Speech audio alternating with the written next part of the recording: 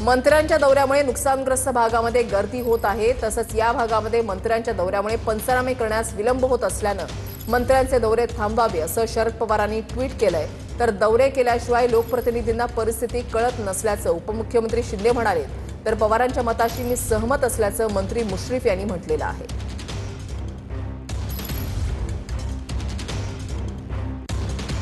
मंत्र्यांच्या दौऱ्यामुळे पंचनामे करण्यास उशीर होत असल्याचं शरद पवारांनी म्हटलं आणि त्याच्यावर एकनाथ शिंदे यांची सुद्धा प्रतिक्रिया आली आणि मुश्रीफ यांची सुद्धा प्रतिक्रिया आलेली आहे। पवारांच्या मताशी मी सहमत असल्याचं हसन मुश्रीफ यांनी म्हटलेलं आहे। मंत्र्यांच्या दौऱ्यामुळे पंचनामे करण्यासाठी विलंब होतोय असं शरद पवारांनी म्हटलंय। मंत्र्यांचे दौरे थांबवून पंचनामे करण्यास गती द्यावी असं शरद पवारांनी म्हटलंय।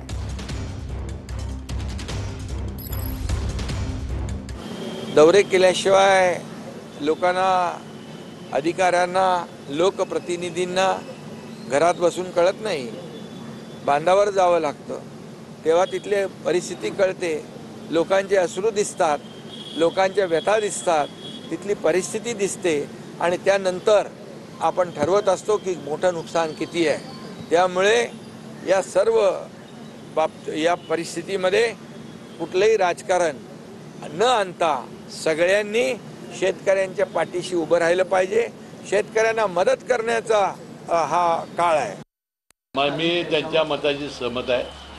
आता मंत्र्यांनी जाण्याची आवश्यकता नाही। सगळं मंत्रिमंडळ आता बांधावर जाऊन फिरून आलेलं आहे, सगळ्यांच्या लक्षामध्ये आलेलं आहे। पुन्हा पाऊस पडायला लागलेला आहे, पुन्हा किती नुकसान होणार त्याचे आकडे येणार आहेत।